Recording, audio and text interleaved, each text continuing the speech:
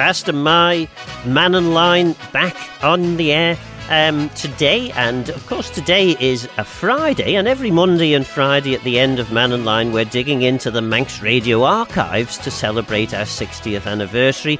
Today at 12:55 we'll go back to an edition of the Mannin Line from the early 90s when the island's first Chief Minister, Miles Walker, was discussing the idea of a tax cap. But it's your programme, so let's hear from you. 66 13 68 is the number. There's also the text, which is 166 177, and you can email studio@manxradio.com, and we'd be delighted to hear from you. However, whatever means you choose to get in touch with us. And there's a few messages that I was meaning to get to yesterday and I didn't quite manage. One of which, well, let's see, can I find the thing? There we are. No, that's the wrong one. There's bound to be one of these buttons. There we go. Russian Heritage Trust. I did read out a message that had come in, and I mentioned that it was RLNI, and then I got a shirty message back to say, shame you couldn't have used this text to promote it better for us. Well, actually, there were two texts, and the text I didn't get to was Russian Heritage Trust will be starting our free season of free exhibitions with a commemoration of the 200th anniversary of the RNLI, concentrating on the southern stations from the 12th of March for 6 weeks, as we want to join in this special occasion with pride. We look forward to seeing locals and visitors to our shores at our exhibition from 10 a.m. to 4 p.m. Tuesday to Saturday, and that's down in Port Erin, in what used to be the old toilets and bus station, but is now a very, very attractive Russian Heritage Trust building. Another one that I partly read out but didn't quite get to the end of, and I missed it because sometimes these texts come in two separate chunks, and I don't always get to the second bit. And the second bit is, are you, well, it was the first bit was, are you full-time at Manx Radio? And I explained, no, I'm not. Are you still involved with the commissioners? Yes, I am. And then weeds all over the south towards Fisher's Hill. Big weeds. Haven't you noticed? Well, yes, we have noticed. And unfortunately, when I was minister some years ago, and we decided it was a good idea to transfer certain services to local authorities, the idea was we would retain, the Department of Infrastructure would retain the strategic routes, because it was important to be certain that at least those routes would be maintained to a really good standard. Unfortunately, that's not the case along the Shore Road, which is one of those strategic routes. It seems to be one that always ends up with an awful lot of weeds. And, of course, the commissioners in that area are the ones that I'm the clerk for, Arbury and Russian. But all we can do, and we have done this now on several occasions, is let the Department of Infrastructure know about the weeds on that strategic route, and hopefully at some point they will manage those weeds.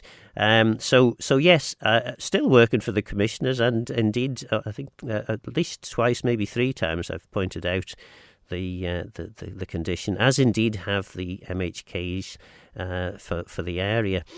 So that was a couple of things there, but we have another surprise for you on Mannin Line today. Julian wanting to talk yet again about positivity. So Julian, tell us all about it. Well, I was thinking about your show the other day, Phil, and I was just thinking about why the Isle of Man is different and special. And the most obvious thing is the beauty of the island and how much it varies. I mean, you think it's only 30 miles from the Sound up to the Point of Ayr. And then you've got, the dramatic cliffs at Cregnish, and you go all the way around to Dalby. You've got those gorgeous beaches from Trivane or White Beach all the way up to the Ayers, down the Dog Mills to Ramsey. I love watching the gannet dive bombing the fish, especially off Ballygenny, all around there. They all seem to be in that area.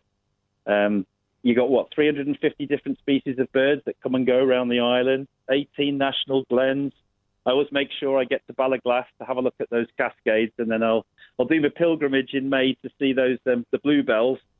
I don't know if you've ever gone and seen those carpets of bluebells. Absolutely, there, yeah. No, it's yeah. a wonderful time to get out. The only trouble with the bluebells is it's often the time where I'm trying to get the vegetable plot sorted. So Annie is always shouting at me that I'm forever digging in the garden and not spending enough time going out for walks and things, which maybe I should take notice of. But yeah. You'll have to take the shortcut through the Hibernian little road to nip over to get there quick. Then if you're going from Douglas, probably quicker that way. Yeah. The Doon Glen with its that magnificent split waterfall. And then you think about things like the TT, old Julian Ord in 1904, who was the secretary of the Automobile Club of Britain and Ireland, coming here and asking Tynwald if we could legalise road racing. So, of course, that happened, and we had the Highways Light Locomotive Act of 1904, and then everything since then, the Isle of Man TT, the Southern 100. We've talked a lot recently about the electric railway, which I think started at the Derby Castle in 1893. 131 years ago, and then you had the Snaefell a couple of years later. So I was thinking, another thing that's important, there's two things on my mind. One is the Mannin Line, because you can speak your mind. Absolutely. If you look at the news, what's been happening, especially since 2020, social media, you can be censored at the click of an admin's mouse and the whim of that admin. But, aside from that, you've got the community over here. You think even recently, right, you had nearly 6,000 people voting to keep the Southern Swimming Pool open. I think there was over 30,000 to stop the tree tunnel from being cut at St. Mark's. And, that sense of community, I think, is getting a bit rare, and I think it's very valuable and powerful these days. I just hope that... Well, I think you're absolutely right, Julian. And one of the things, and maybe this is me being a bit of a sad old so-and-so, but, I went home from that Valentine's Day programme thinking, actually, feeling quite warm thoughts in me mind. And I know, that it's important that we do challenge the government and do highlight areas where there are concerns around the island, but there's ways in which we can do that without being quite so negative, because the negativity breeds negativity. Do you know what I mean? Absolutely. I think, from the 19th century at that time, when they were putting in redwoods in Glen Helen and all the rest of it, there's a stubborn maverick spirit that was then. And I just think we just need to navigate our own way a bit through all this turbulence that's going on at the moment, because, taking orders from other people may not be the best course of action. I think it's better to sit back sometimes and look at what's gone on and do what we've done in the past, because it's worked quite well for us over a long period of time, and we've still got a lot of good things on this island. And I'm very proud to be here. It's a wonderful place, really, especially comparing with a lot of other places. Well, while you're on, one of the we've had a text in. Didn't MER originally start at Groudle? Well, yeah, it was. I think they got it out to the Groudle, and then they planned to get it to Laxey, which they did, and then I think it ended up at Ballure for a while, and then I think they finished it off. Alex will know better than Alex Brindley. He's the expert on this, and I know very little compared to him. But as far as I remember, it ended up down in Ramsey, right at the end. But I think there was a terminus at Ballure. And there was all sorts of other things. Port Soderick. You had a cliff lift back in, I think it was 1898, and then the Douglas Head Incline Railway. I think that opened in 1900. And I seem to remember, the things like up Victoria Street, all the way up to Broadway. And I seem to remember there was a bit of history made. Do I seem to remember that there was something called a Browside Tramway in Laxey, and they used water counterbalancing systems? Pretty amazing stuff. This is starting to become the Julian question time, because another texter has texted in If Julian is so fond of all the island's nature and wildlife, etc., why is he constantly denying that the undisputable number of one threat to all of this nature we enjoy is man's reliance on burning massively polluting fossil fuels? Surely he should be massively in support of attempts to reduce this pollution. And that's from Steve. Julian, you want to respond to that? Well, let's hope Steve doesn't have any conflicts of interest when he's saying these things. I'm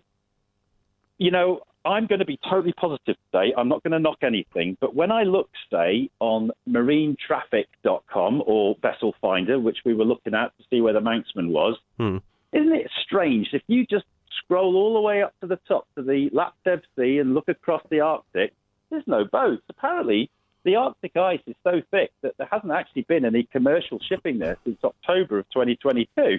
And it partly explains why the Evpatia Kolovrat, largest icebreaker in the world, when it was delivered from St. Petersburg, would normally have gone up, right, past the top of Russia and then down to its new base in Petropavlov on the Kamchatka Peninsula on the east of Russia.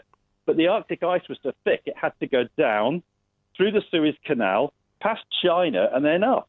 If we're having this cataclysmic 1.5 degree heating, then I would like some answers to that. But I'm going to be positive. I would like to respectfully dispute the climate emergency and go with Clintel.org, with the 2,000 scientists, with lots of qualifications. And you know what? You've got to look under your nose. I mean, is it that much warmer now? Let's move that temperature sensor from the airport somewhere on a field somewhere instead of next to a load of concrete and see if it really is warmer over here. But as far as I can see, the Isle of Man's beautiful. It was calm. It was kind of a calm ship during COVID lockdowns. A lot of people actually enjoyed being able to walk down the middle of the road with no traffic coming and going, which is quite an interesting thing to do. But I don't know. We've got a special place here. Yeah, well, thanks for being positive, Julian. It's great, and I think as we hopefully demonstrated, you can be positive without ignoring the issues that maybe get you angry or wound up. Yes. Please, anyone can ring with any ideas, any thoughts. 66 13 68 is the number, and please do call. But yeah, try and think of the positives. So when you have a concern, how would you solve that problem, and how would you solve the differences between two quite significant competing interests? On the one hand, we have Julian's view there. On the other hand, we have Steve's view. Both are backed by some science. I think Steve's view is backed by more science than Julian's, but anyway, we'll see. So there is another caller, and he wants to tell us about the rather tragic circumstances in the Middle East. So I think it's Phil on the line. Faster my Phil. Hello. Yeah, sorry, I am angry and wound up, but I'll try and do it in a positive way. And for once, I actually agree with something Julian's just said, which is about the Isle of Man at the start, when he said about the Isle of Man trying to find its own feet and stand up and speak for itself. You gave a quote on Tuesday that Annie found from the old House of Keys. I think thou will be going with thy white handkerchief on thee, and thou will have nothing to say, but I am agreeable. Yeah. Yes. You found that quote on Tuesday. Well, the thing that has wound me up, and I should say that I'm chair of Amnesty International on the Isle of Man, is the absolute silence from our elected representatives on the atrocities that are taking place in Gaza, and what the International Criminal Court has now declared as potential genocide, and many in the international community regard it as ethnic cleansing. Now, I know there is the old argument that the Isle of Man has this so-called constitutional relationship with the UK and Westminster in particular, but there is another group on the island that was founded shortly after the atrocities started, and that's Gawne, Palestine, which was a group of Manx musicians who felt so strongly about what is happening. They organized a rally before Christmas in atrocious weather on the promenade. I think about 150 people turned out to that. They also held another rally recently where nearly 300 turned up. They also held a fundraising folk night in Ramsey before Christmas, which raised thousands for medical aid for Palestine.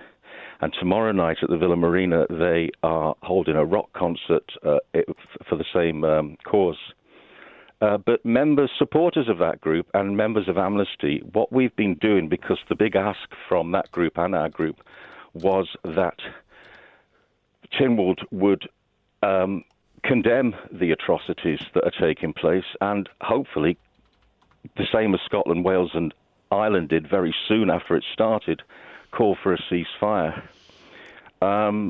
And at the beginning of your contribution, you did say there that none of our elected representatives, but I'm very much aware that Joni Farragher has been on this particular Yes, sorry, thing. I shouldn't have said elected representative. I meant Tynwald as a whole. What we've been doing is we've asked our members and supporters of Gawne, Palestine to write to their MHKs to request that the Chief Minister made a statement, and I've been collating the results from those replies, and 20 out of 24 have replied, and 16 of our MHKs have said that they fully support the idea of condemning the atrocity and a statement being made. 10 have said that they've spoken personally or emailed personally the Chief Minister to do so. Four of those 16 agreed with the condemnation but had reservations about the call for a ceasefire, and 4 others have been very categorically said that they agree with the Chief Minister that we do not comment on international affairs because of our constitutional relationship. And actually, that constitutional relationship, I mean, there is what Tony Brown, I think, was behind this when he was Chief Minister, a thing called the International Personality Agreement, which allows the Isle of Man to speak on various international matters. We have quoted that, the 2007 framework document. In our letters, we've quoted that. I'll just tell you one quote from it. It says, the Isle of Man has an international identity which is different from the UK. International identity is developed effectively through meeting international standards and developing its own position. And the legitimate status of the Isle of Man as a responsible, stable and mature democracy which is willing to engage positively with the international community across a wide range of issues. A couple of MHKs responded saying that's been superseded by a 2015 document, but if you read the 2015 document, it clearly states that the 2007 one is, as it says, and stays as it is. Now, the international community is in agreement, to be honest, with the exception of 1 or 2 countries, and the ICJ identified this, the International Court of Justice, when South Africa made its appeal, and South Africa is now going to put in another appeal, another motion, suggesting that the UK and the USA and possibly Germany are complicit in the genocide that's taking place, especially through their continued arms sales. Now, we, by our silence, are automatically linked and tied in with this. And yet I really feel that the majority of people, and we've already had proof that the majority of our elected representatives are in agreement as well.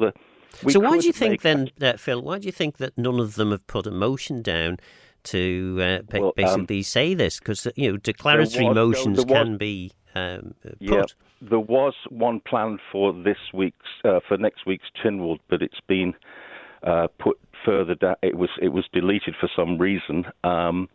I understand that a slightly different worded one will go into the March, but time's going on, the months are going on now, and what I've never understood, and we've never understood, is the Chief Minister does make statements about international issues sometimes, and without any motions, without any debates, and they're obviously things he says that the majority of the Manx public are probably in agreement with. He immediately condemned the Russian invasion of Ukraine. He immediately, within, I think, 48 hours, condemned the Hamas attack in October. But he has not said anything on this issue, and it has enraged an awful lot of people because this is such an horrendous thing that is going on at the moment. And how do we could say, so going back to what I was saying just before you came on, really, how does this get resolved? Because effectively, you've got one side throwing bombs and creating atrocities on the other side, and then the other side doing the same back. How do you get this resolved? I mean, they managed it in Northern Ireland, didn't they? And do you think there is any hope for this? Well, you mentioned Northern Ireland. I mean, the troubles in Ireland is one of the reasons why the people across the board in Ireland have always stood up for the Palestinian situation. And I don't want to get into the history, the long term of it, because it does polarize people, but too many people do sit in black and white. But the main thing at the moment, I think, is that Israel is supported by certain Western powers, and therefore there is no hope. Although even now, America and UK are starting to step back a little bit and distance themselves a tiny bit from what is happening, because as long as those powers support the situation that's been going on for decades, or ignores it conveniently, that's not the case, though, because I still feel that we shouldn't. The one thing I did at the rally on Douglas Prom was hold up my passport and said this, which is a Manx British passport, but it automatically means that I am complicit as well. We are complicit, and there's nothing wrong with us making a statement. I'll give you one more example, because this idea that we cannot say anything. Jersey's Parliament passed a motion to oppose the invasion of Iraq, and they didn't even get a slap on the wrist for that. Yeah. So these things can happen, and also I also feel quite strongly that we're not thinking more about maybe siding with our Celtic cousins on this issue. We just had a recent visit to the Irish Parliament with several of our Tynwald members, and they met the great statesman Michael Higgins, who has made it quite clear that I don't think it came up in the conversation he had with Lawrence Skelly and others, but no democracy, no mature, responsible democracy can ignore what is going on and not condemn the atrocities that are taking place, which are on a scale that's unbelievable. And yet we were so straight in with the Russian invasion of Iraq, and even considering flying a plane directly from there, which ignored all UK links totally. Anyway, well, thanks very much for that, Phil, and certainly new for this week view, which has elicited some texts in, one saying, what about what they done to Israel? That was evil, so don't go crying, and I don't want to get involved with the Middle East. And it was not Israel who started this war, and that was from Jeff. And also another, Mannin Line is not a political programme, why must we listen to this blabber? What we must listen to is some adverts, and then directly after that, David, who's on line 3, I'll definitely get to you.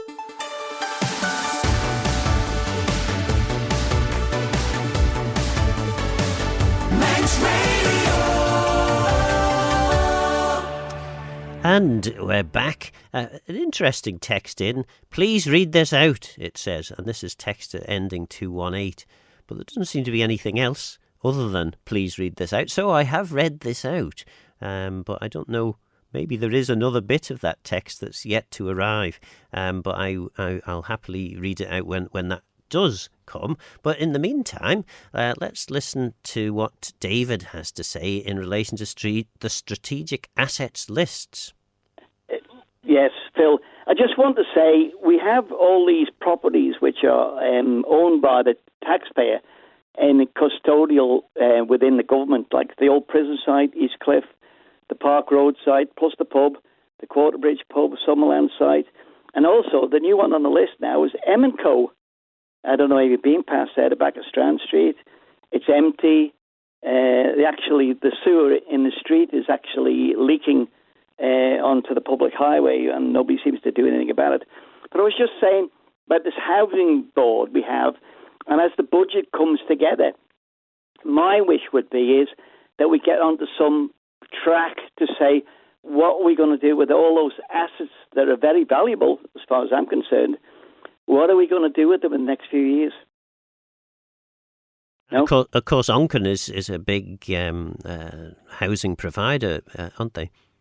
Yeah, we're probably the biggest. I'm speaking before anybody comes on to me now as an individual, not as a local authority member. But I must agree with you regarding the obligation that was signed up years ago. Now, I forget when it was. I think it's got your name on it, actually, to tell you the truth. Well, I don't know.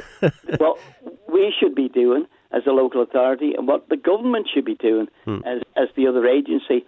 And it is, I'll put it out there, it's terrible to see when the weeds are growing, the grass is growing, the hedges are thicker than normal, and we can't get things done. I was looking the other day, it was really pitiful watching a couple of guys emptying a gully pot in the road, right, with a bucket and a spade. Why can't we get the Vector unit in, 10 minutes worth of suction, cleaned out, ticked off and moved on? And that's the sort of thing we need to do. We need to be more efficient, don't we? Indeed we do. And actually one of the texters in, probably responding to my earlier comments about the weeds on the Shore Road, Russian commissioners had a subcontractor spraying the weeds. What happened to him? Well, he still does it. He sprays the one, all the rest of the roads which aren't classed as the strategic route 4 times a year. Which means that the pavements and road edges of Arbury and Russian tend to be largely weed-free, apart from the strategic route, which always causes huge embarrassment. Do you know the one embarrassing thing I find now? When the hedges start to grow out, and at the bottom near the pavements, they start to creep on the pavement, and the grass grows on the pavement, and nobody declares an interest. Who's responsible for it?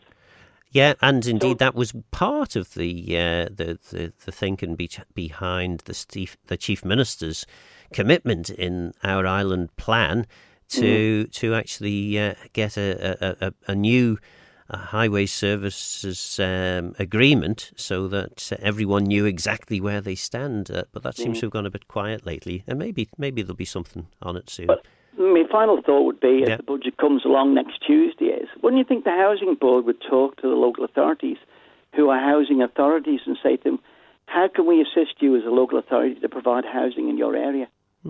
Yes, that's a very interesting point, and one which many people would have assumed that the Housing Board would be doing. We don't know who they are, and they've never been on the radio. I know Andy keeps asking for them to come. Why are they so shy? I can't understand them, really. Well, I will chase David Ashford, who's the chair of the Housing Board, and see whether maybe more than just David Ashford would be willing to come forward and maybe do a perspective programme with me sometime. Cheers, mate. You'll be doing all right. Anyway, some people said to me yesterday you're fine, okay? Grand. Thanks very much. Cheers, David. Okay, so that's David. A few more texts in. One from Big John in Laxey, and apologies, this came in early on, and it's quite an important matter. I have a serious concern. How can we validate police checks on people applying for taxi licences when some of them are from foreign countries, Turkey, Syria, etc.? I think the Isle of Man government needs to exercise caution when dealing with this matter. And this is from a worried Big John, and I think it's obviously a concern. We also have Faster My Phil, please, regarding the DOI minister and statement regarding a Douglas bus station. It's déjà vu, isn't it? Well, yes, it does feel like that. In the DOI, the civil servants had the tram lines de-scoped against the will of Tynwald. Some would argue that there was a vote in Tynwald which allowed this to happen, although I'm not wholly convinced by that myself. I think many of the Tynwald members who voted didn't realise that's what they were doing. Now we find the civil servants didn't do what Tynwald asked or tasked the department to do regarding the bus station. Well, to be fair, the minister did come on and apologise for the delay and said that they are going to try and get on with this. Please, why can't the CEO of the department be called to the bar of Tynwald on a charge of contempt and be held accountable? If Tynwald doesn't stand up and show its primacy, this sort of situation will happen again and again, and the electorate will have no confidence in MHKs, will they? And that's from Andy. And yeah, to a certain extent I would agree with you, but also you have to follow the money on these things. So let's see in the budget whether there is a significant increase, a significant uplift in infrastructure, because we do hear from council ministers and particularly from the chief minister, who says that the island needs to look spotless and shiny and spick and span and all that, and we must make sure that everyone plays their parts to get the island looking good, so that we can get more people to come and live and work on the island, visit the island, whatever. So presumably, if that is the case, there will be a significant uplift in budgets in the areas of that will improve the outlook of the island. Anyway, we have on line 1, I hope anyway, we have Paul. Hi, Phil. Hi, how are you doing? All right. You've led me on to what I wanted to talk about, actually, talking about people coming over here to work. I wanted to talk about the news story you ran yesterday about the taxi driver. Mm-hmm. And to be honest with you, being the father of 2 daughters, I'm really, really disturbed at this story and how it's happened. I honestly wouldn't let my daughters come home in a taxi now from Douglas on a night out. I'd rather go and pick them up. Right. This man, I'm just reading the story now from yesterday. High Bailiff Brooks said he abused his trust as a taxi driver. I think he's abused his trust as a citizen of the Isle of Man. He got 6 months in jail, which is nothing. He showed absolutely no remorse, which to me tells me he's very likely to do this again. And after his prison sentence, I honestly think he should be deported and banned from the Isle of Man. We do not want people like him on this island working. He locked the doors on this poor girl. He terrified her. He sexually abused her. 6 months in jail, honestly. Get him off the island. Get him gone. And I'd like to also ask, I don't know what taxi firm he worked for. Was he vetted?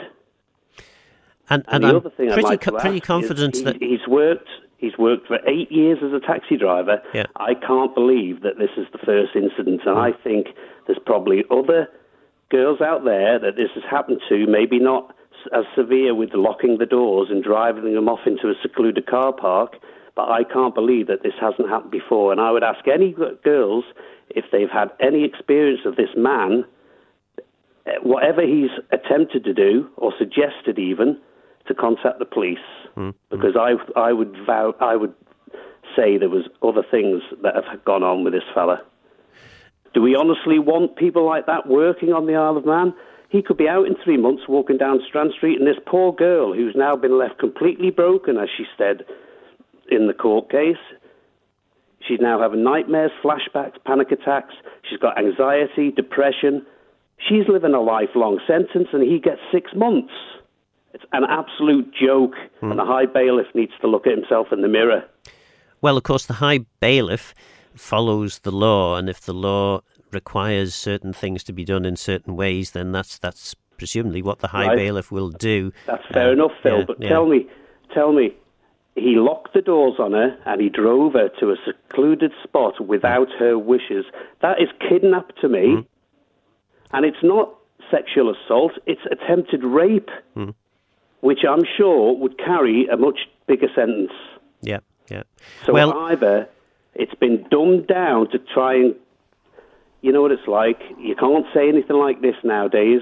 You only have to look at the fella's name. The minute you say something like that, you're classed as a racist. It's nothing to do with racism. It's about common sense and keeping the Isle of Man as it is, a peaceful, nice place to live where you can let your daughters go out. I live in Portair, Phil. My daughter, 14, goes down the beach all day. I let her come home at 10 o'clock at night. I don't have to worry about her.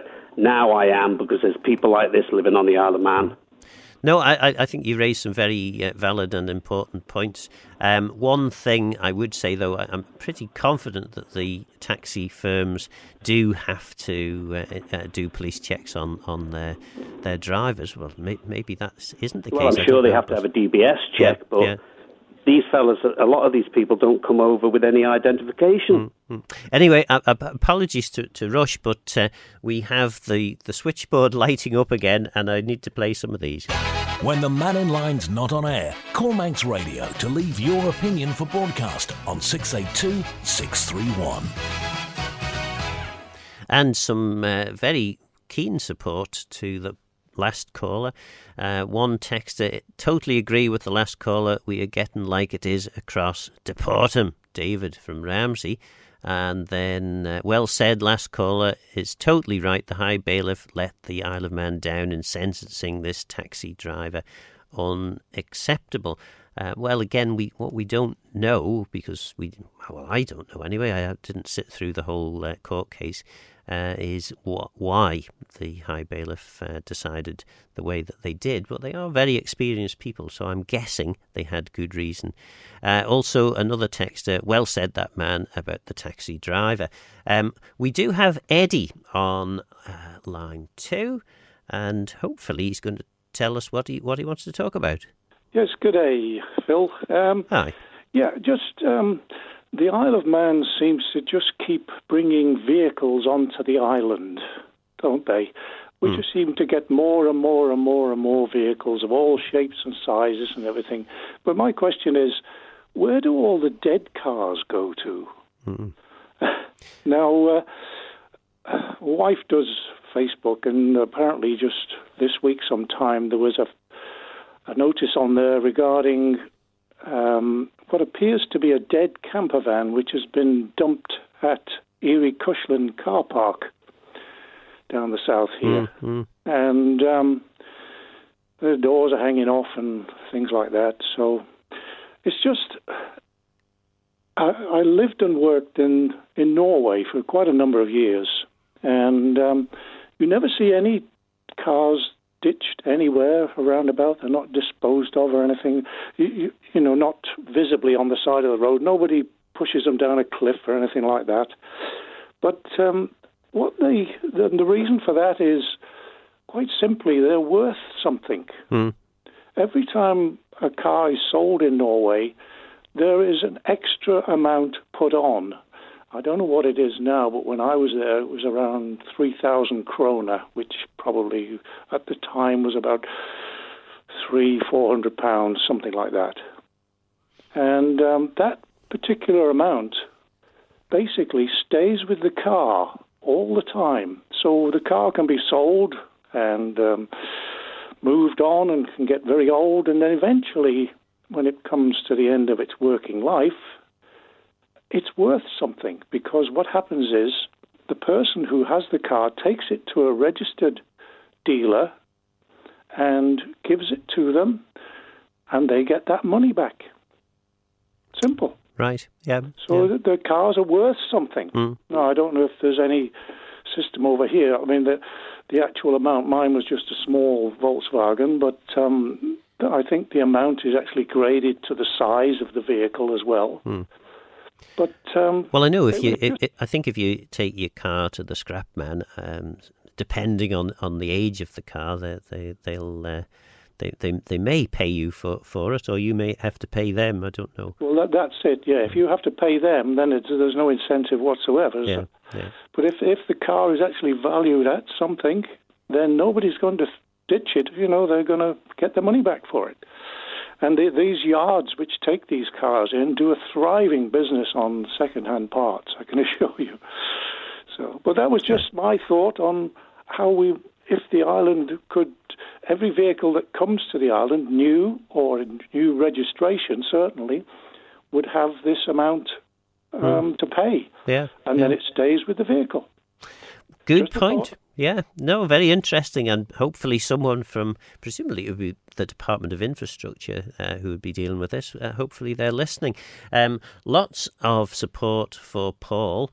Let's see now, where are we?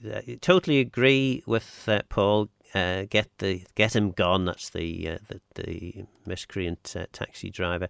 Too many of them over here now. Fill the Ben McCree and get them gone.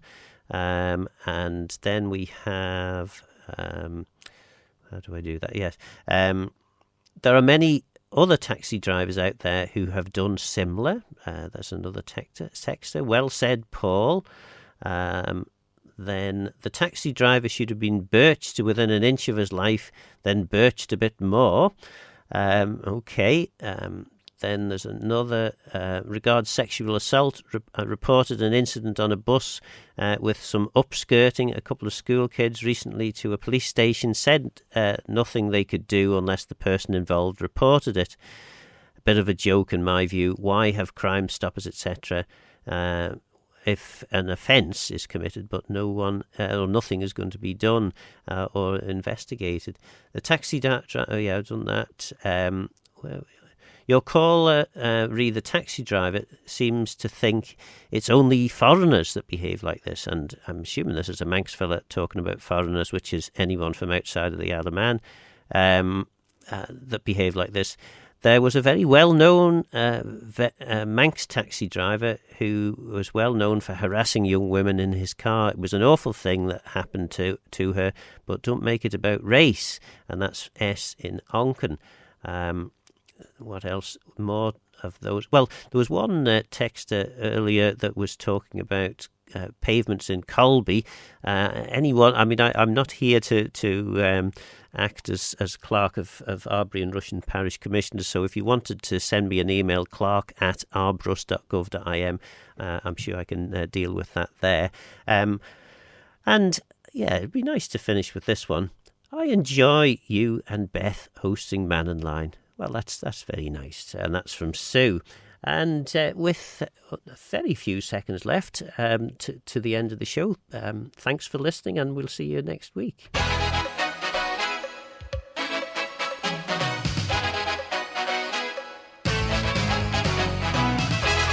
And of course, I forgot that I could say that in this minute's worth of jingle. So yeah, I've enjoyed the week. I hope you have. I'll be back, I think, for certainly on Monday and maybe Thursday as well next week to do the Mannin Line. Andy will be back in a week's time, just over a week's time. Alex will be stepping in, I think, on Tuesday and Wednesday, maybe Thursday. And then, of course, on Friday, there's a big budget special. The idea being that we've got a little bit more time to pore through the implications of the budget before having our extended programme in which the budget is considered, and the Treasury Minister, of course, will be on that show.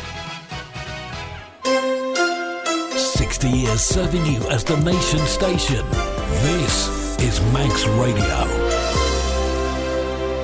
The concept of a tax cap to encourage wealthy people to the island has been with us for some years. The idea is a one-off annual tax payment, currently £200,000, no matter how wealthy the individual is. But when the island's first ever Chief Minister, Miles, now Sir Miles Walker, joined David Callister on the Mannin Line in 1992, it was not yet implemented. Though, at that stage, it was being considered by the Treasury. A gentleman named Chris, who is a chartered surveyor, in fact, has put a proposal here, which I suspect will not appeal to you in the least, but it says, if we had a system where we could introduce something like a non-tax return status for wealthy people and allow them to pay, he's given, for instance, £125,000 a year, tax, regardless of their income, whether they're multimillionaires or whatever, and we'd only need around 700 people of such type to provide us with an income of £90 million a year. Then we would be able to break from the customs agreement and crack on and raise our own taxes and so on. Now, what's your comment? It's an interesting suggestion. It's not a new one, and it is something that the Treasury are looking at this moment in time. I think the way the question is raised would open up a number of questions. I mean, are there 720 millionaires outside there who would come and live here if they only had to pay 125,000 a year? I don't know the answer to that. Would you welcome it if you could find them? I welcome people to this island who are going to be contributors to our economy. But as a mechanism Certainly. for raising income, I mean, what do you personally feel about it? Do you feel Well, there have always been a number of wealthy individuals living in the Isle of Man who've made a good contribution to the Isle of Man economy, and I see no reason why that should change. Certainly some of them go and others come in to take their places. We should welcome these people. But whether as a policy we should set out to bring in, if you like, a ration of millionaires who are going to be given special tax status, raises a number of questions of principle. What about the people who at the moment pay 100,000 a year and aren't as wealthy as some of these people? Would we be expected to reduce their payments pro rata? To say, there are a number of questions which need to be addressed, but this is one of the things that is in fact in front of Treasury at the moment. Part of island life for 60 years. This is your Manx Radio.